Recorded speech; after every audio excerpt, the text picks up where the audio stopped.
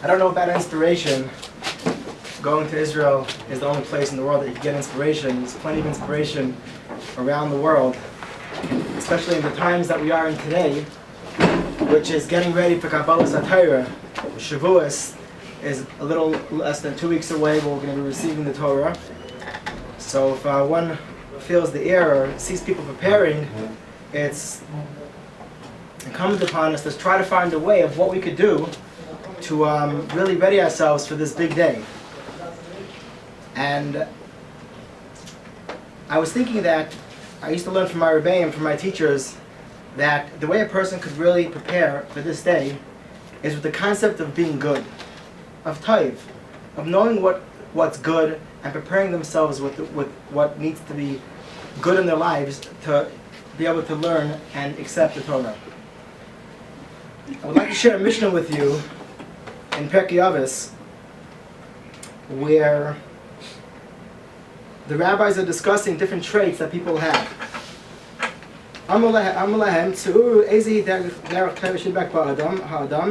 Which way is the best way that a person should go? A person should have a good eye.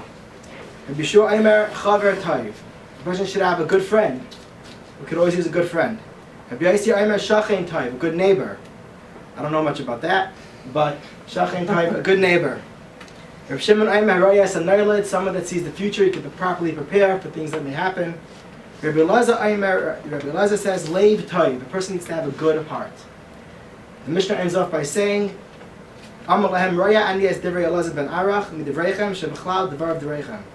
he says that I agree with the last rabbi that said Leiv Taiv, that a person needs to have a good heart, because someone that has a good heart has everything else with him. So we see the concept of a good heart will now have a person ready to do what he needs to do. We know that getting ready for the Torah, we spend these 7 weeks of Sfiras HaOmer, where we spend preparing ourselves the 49 days, the 7 weeks of getting ready from Passover to Shavuos when we get the Torah. We have something called numerical value. We say gematria in Hebrew, but we have numerical value where sometimes you take the aleph, it could be 1, and beis could be 2, and so on and so forth.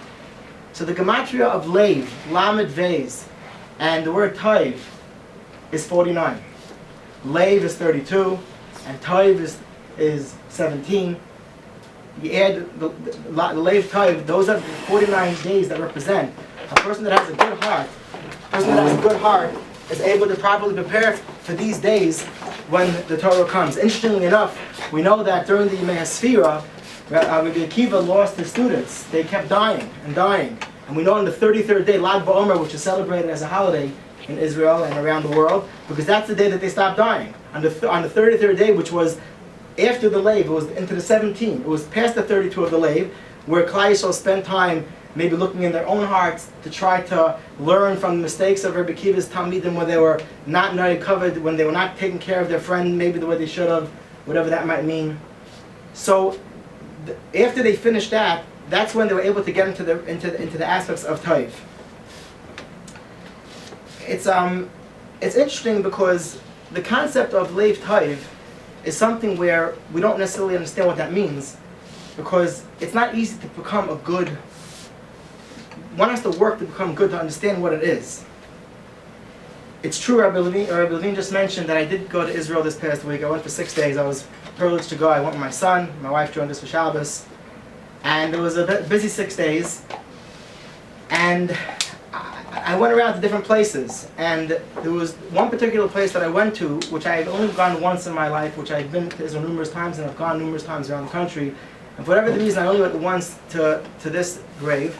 And that was in Hebron, deep in Hebron. I went to the grave of Yishai and Rus. And the reason why I felt that I wanted to go to Yishai and Rus during this time was because we know Shavuos is coming up in 11 days, and Rus, we lay on Shavuos, because she was a big part of what the Yontif kind of represents. And who was Rus? So we know that Rus was an non-Jew who followed her mother-in-law after her husband passed away, after Rus's husband passed away, and she had a chance to leave and to go back to her land and leave her mother-in-law alone, but she decided to stick with her, and she's going to stick with her no matter what. And that's what she did. And in turn, we know what happened. She was privileged to have David HaMelech come as a great-grandson, and David HaMelech was the Melech of Klal Yisrael.